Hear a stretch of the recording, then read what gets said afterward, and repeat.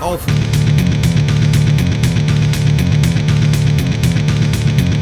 for sake. Right, we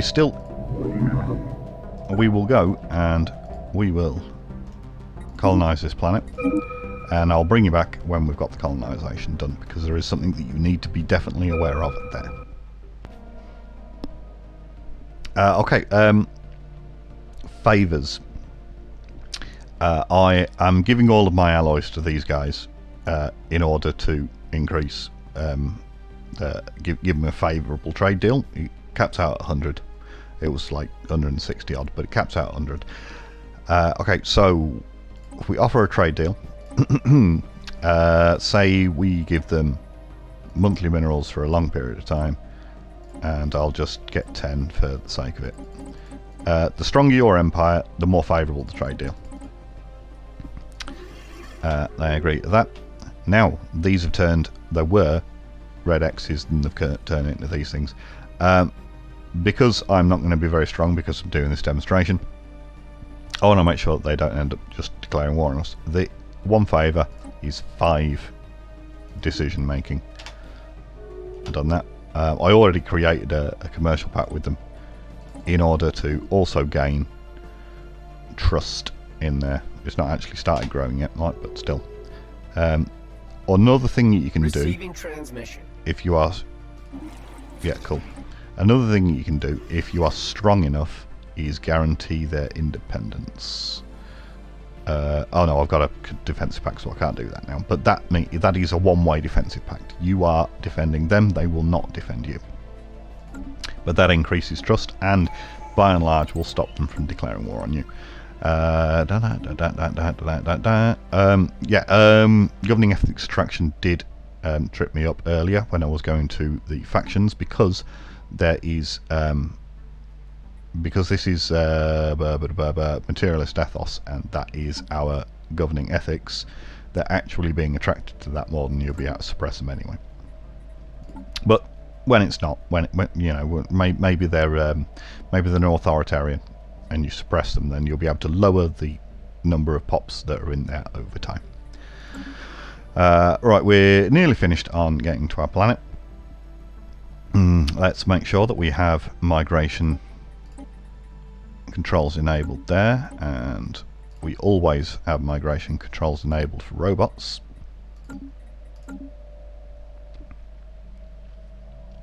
I might as well pause the recording here. Well, shit, it would appear that I also hit the mute button as well as the pause recordings button. So I've got to try and figure out what the fuck I'm banging on about. That tit down there. At this point I will say sorry to the people that wanted the Master Orion advice, but that's just going to have to wait. This was actually requested by a real-life human. Anyway, right, so I have saved up 1,000-ish credits in order to be able to transfer them onto this new colony, and I'm going to display to you that the colony, when it's first created, has a slower growth speed. Yep, let's wait until the beginning of the month, and there you go. It's 50% slower growth speed because it's a colony. Now, the problem with that is that if you have migration controls disabled, they are leaving your home planet. It will do soon. There we go. Migration controls not enabled. And then we're going to go back to the beginning of the month so that it can, well, the beginning of a month, so that it can refigure. There you go. It's got a growth increase of 1.5, but it's also costing 1.5 from the home planet. That is a big problem. And I'm not entirely sure whether or not this is even recording. I'm just going to check that. Yes, it's fine, I am recording. Okay, right, so we are being hampered on our home planet by 1.5 growth per month. And although we are increasing 1.5 growth on the home, on the fledgling colony there, it is not growing as quickly as it could be. So it is currently a drain on our potential. Now, I did mouse over happiness, and happiness is really high considering that it's a new colony, but most of the time you'll find that your colonies actually have quite low happiness. It's because they don't have any leaders. Now it would look that I am resettling my pops onto the home planet up to 10, and this is in order that I can then show you that it's still at 50% penalty until you upgrade that building. And when you upgrade that building, not only is that 50% changed, you see now we've lowered stability despite the fact that we've got all that happiness, because we've got all of these unemployed people. A bit of a cup of tea, why not? So I'm building mining districts to show you that even when they're employed, presumably I'm going to do a jump cut here, even when they're unemployed, you still have lower stability. Even though they have housing, everything's fine, they have amenities, they still don't have as high a stability as they could possibly have. I don't know why I'm going onto living conditions. I think I'm showing how you could have an even worse situation. If you had lower than decent conditions, basic subsistence is quite common if you're an authoritarian government, then you would have a colony with really quite atrociously low stability. I assume that's what I'm saying anyway. Now, we upgrade that building, and presumably we're going to do a jump cut to when that's finished. There you go. And now its stability has popped up. There you go. That's because we now have rulers on the planet. If we had a really low stability because of our living conditions, that sudden jump to having 2 rulers would be probably a swing of about 50 points in stability. It can be huge. It really should never be underestimated. Right, where are we going to go from here? I've absolutely no idea. I'll be honest with you, I'm a little hungover and I could do without doing this right now. There is now, however, 0 immigration to that planet, but it is growing at the normal speed. There's immigration actually on the capital, I think because there's spare jobs. Yep, because there's spare jobs and higher housing. Alright, we're going to destroy loads of buildings, loads of cities, so that we have nowhere for those people to live. It does hamper stability, but I'm doing this for the sake of demonstration. Now see that the migration is much lower, but the migration is not higher there. Why is that, John? Could you please click on the thing that shows them why? Come on, get around to it. Oh no, oh, so he's waiting till the beginning of the month to see whether or not that's even the case. Now it's not even growing anymore because of how few housing there is on that planet, and all of the population are moving to the guy that I've got a migration treaty with. So because I have not looked after my capital planet, and I haven't looked after the housing options available, there's better options in a different empire, and they're going to live somewhere else. What a set of arseholes. I don't know why I'm hovering over Empire Sprawl. I have absolutely no idea. And I don't know why I'm hovering over Alloy Foundries either. I have literally no idea what I'm banging on about at this point. I can't even remember. I only recorded it 2 days ago. Well, I guess I'm just going to sit here and wait until I do know what he's banging on about, eh? Nope, no idea at all. Well, let's have a bit more of a cup of tea.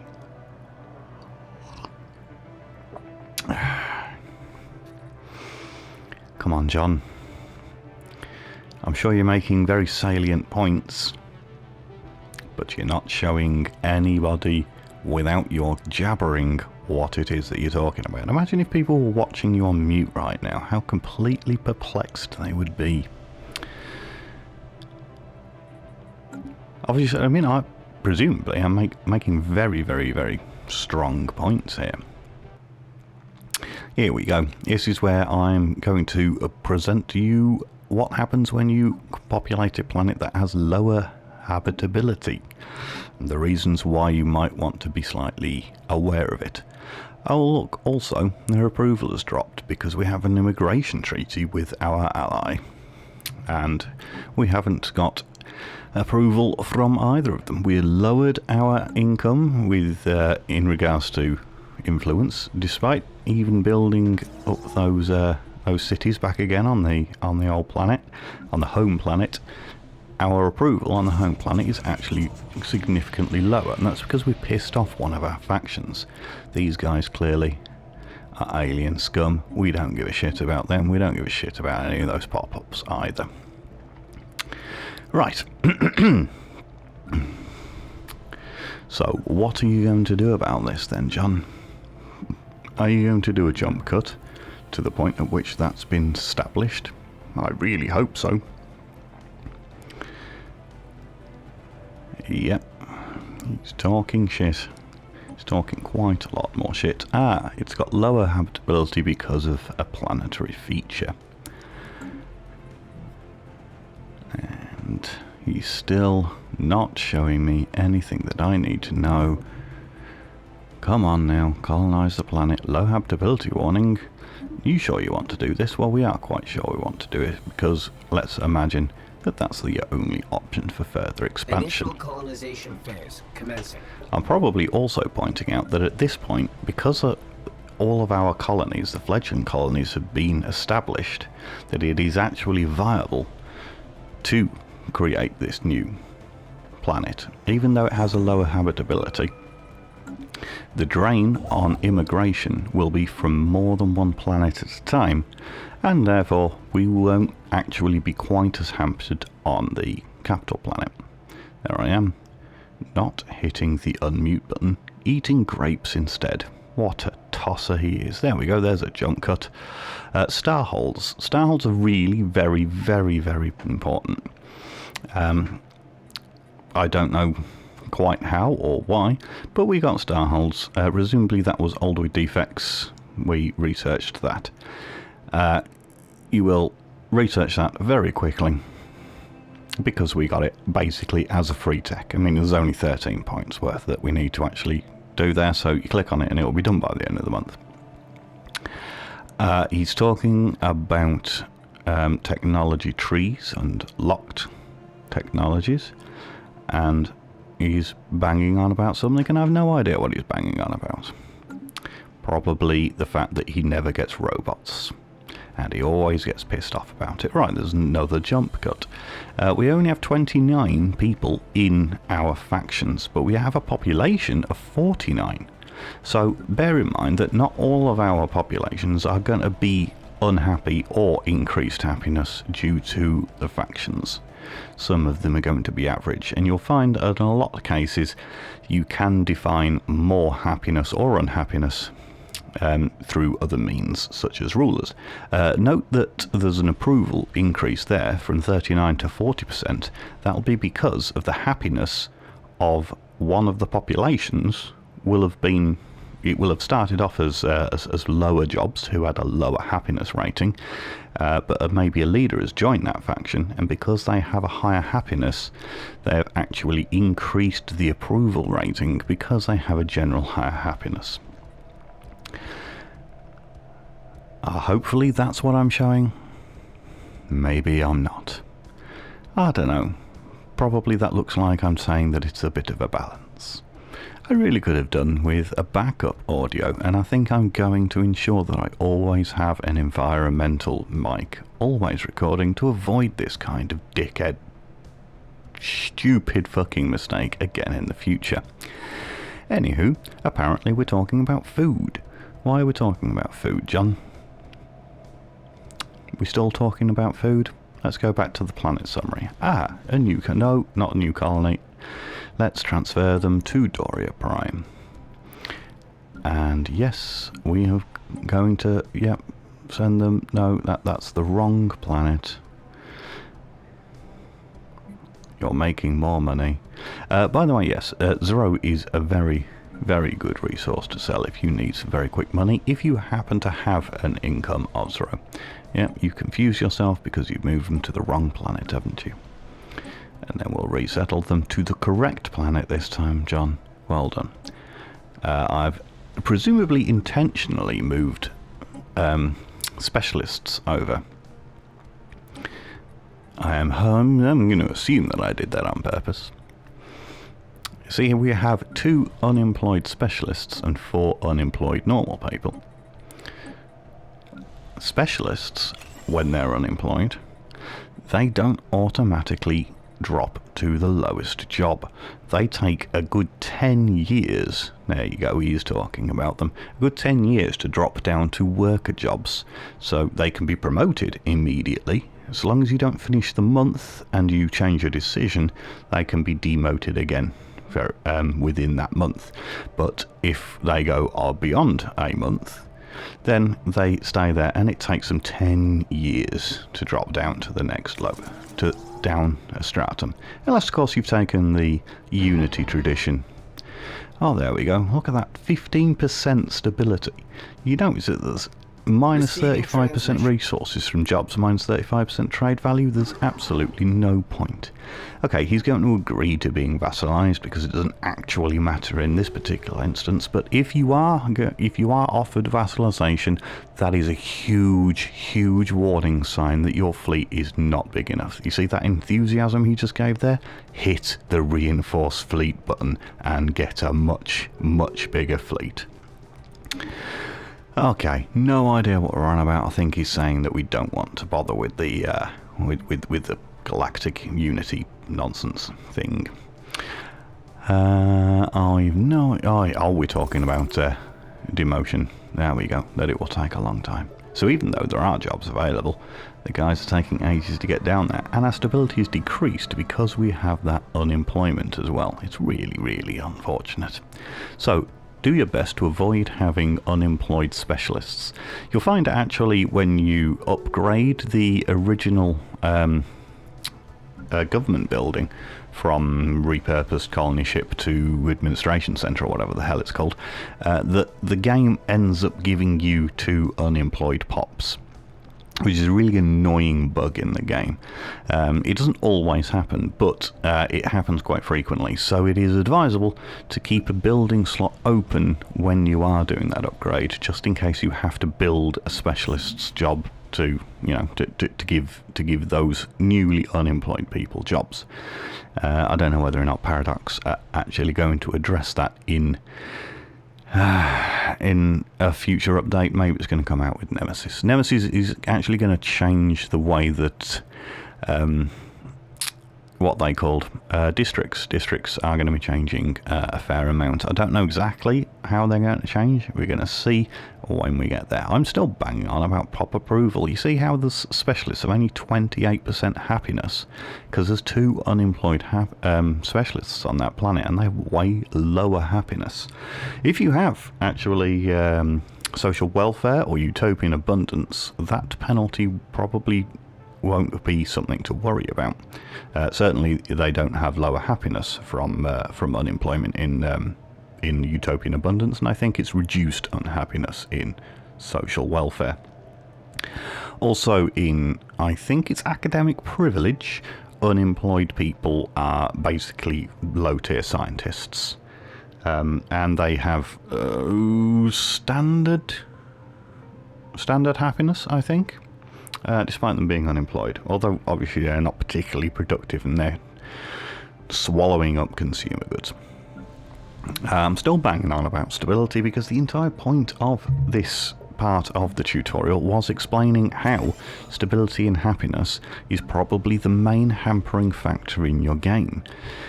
There is at some point going to be you looking at the numbers going, they keep flipping changing. I've gone from a swing of like plus 30 energy and I'm now on minus 10 energy. I haven't spent it on anything. That's because your factions and your happiness are constantly changing and updating. Your political structure on your planet is always in flux, and you have to be aware of the fact that you need to maintain as high a happiness amongst your population as possible, unless of course they're slaves. If they're slaves, then they don't have a great deal of change, which is why slaves are the best. I don't actually go into that, but slaves are really good because no matter how unhappy they get, they don't have the political influence to be able to reduce the stability on a planet. So long as there are rulers, they don't reduce their pop output. And you can even increase their pop output because they're slaves by building the slave processing facility. I think it increases by plus 10%, although I might be wrong. It's been a while since I've played as authoritarian, actually. It also gives them minus 25% political influence as well, which means that they're even less likely. And I'm not 100% sure, but I think it also stops the slaves radicalizing event, which is a massive pain in the ass, can completely destroy a colony. Not destroy, but it completely relegates it to being basically pointless until it's sorted out, because the actual output is really low. Okay, I'm talking about sectors at this point. If you create a colony, and it is more than 4 star jumps away from your capital system, it will be outside of the range. I'm talking about trade collection as well. It'll be outside of the range of the sector, the capital sector that it's in. So there will be a button there where you need to press to create a new sector. Otherwise it will come up under frontier sector and you can't give it a leader. You always want to have leaders if you can afford them, of course. You should be able to almost always afford leaders, specifically governors, because they will increase the output of the planet sufficient to even pay for themselves. Okay, so trade collection. Currently we have one trade depot-y thing, trade hub, and that has a collection range of one jump. In one jump, it is only able to collect that ring looking thing under Doria. Oh, okay, there we go. And now he's built a starbase, and that has collected from it instead. A starbase always collects from within its own system. It always collects the trade within its own system. It doesn't need a trade hub to do so. But you don't need that starbase if you have trade collection range high enough. Now, this is connecting trade from one starbase's collection to the home system. If you don't have it connected to your Empire capital starbase, or you don't have a starbase on your Empire capital, you cannot collect trade. And unfortunately, there is a problem if you are relying on trade to fund most of your empire, and you end up going to war, and the enemy occupies your capital starbase, then you can no longer collect any trade from your empire at all. So you might suddenly go into massive debt. If you're relying on it for energy and or consumer goods particularly, you will find that you have a sudden drop when the enemy occupies your home starbase. What I'm doing here, I'm talking about trade protection. Along the link between one starbase and your home starbase, there is piracy. Piracy is generated based on how much trade is flowing from that one starbase to the next to the next starbase along, if it's connected to that one, or to the home starbase if you happen to have set it up like that. That is how it's set up automatically, but it is also wise to jump to hubs. Okay, to reduce piracy, you can have fleets fly between the two starbases, or you can build gun batteries or missile batteries who will increase their protection range by jumps, similar to the collection range. However, the best of those, they only provide +5 trade protection, whereas the hangar bay provides +10, which is the much better option. Now, I'm going to start talking about gateways at some point. God knows what he's actually talking about, but I'm going to start talking about gateways. When you've got gateways, that trade protection and that trade collection goes through those gateways. So if you have a gateway in your home system and you have a gateway in all of your sector capitals, even though the starbases may well be collecting from them, it is the home starbase whose collection range runs through that gateway. So it is a very good idea, if you can afford it, to set up a gateway on your home, on your capital systems, and then set up a gateway at the sector capitals that you will end up creating. And therefore, the 6 collection range that you have from there, I mean, it will be reduced to 5 because it has to jump from the system capital to the sector capital, but still, you will have collection range there, and it is a great way to reduce piracy. Also, protection range works the same way. You can reduce piracy through all of those. So if you have gateways at each of your bastions on choke points outside of your systems, outside of your empire, on the outskirts of your empire I should say, then their trade protection will jump through that gateway to your home system as well, assuming of course you have that there. I don't know why what I'm talking about in the Galactic Community. Galactic Community is really complicated and is honestly a bit janky. I'm hoping that it will be improved with the Nemesis update. It's fun, it's really useful, but, you know, it could be better. Right, I'm going to pause and drink a cup of tea at this point. Right, cup of tea down. Let's try and figure out what it is that I'm banging on about. By the way, you might have noticed that I now have 3 factions. Despite our nature is xenophobe, and I might have been trying to prevent that because I have a migration treaty with my ally. Their people have an influence on my people because of the migration treaty. Also, having a migration treaty will cause a xenophile attraction, and that ultimately ends up in creating a new faction. So whilst the Supremacy one and the Committee for Advanced Stuff, they're both actually kind of happy now, there is one unhappy one, which is causing a stability problem on all of my planets. Now, what am I fucking talking about? I have no idea what I'm banging on about. Hopefully, yeah, stop gesticulating, John. Start clicking on things so I can figure out what it is that you're actually talking about. Please, for the love of God, show me something. Stop just staring at the sky. Okay, we're talking about species, apparently. We're talking about empire population. Well, it is worth noting, I didn't actually research the robot thing to apply the change to all of my people. Oh, hello.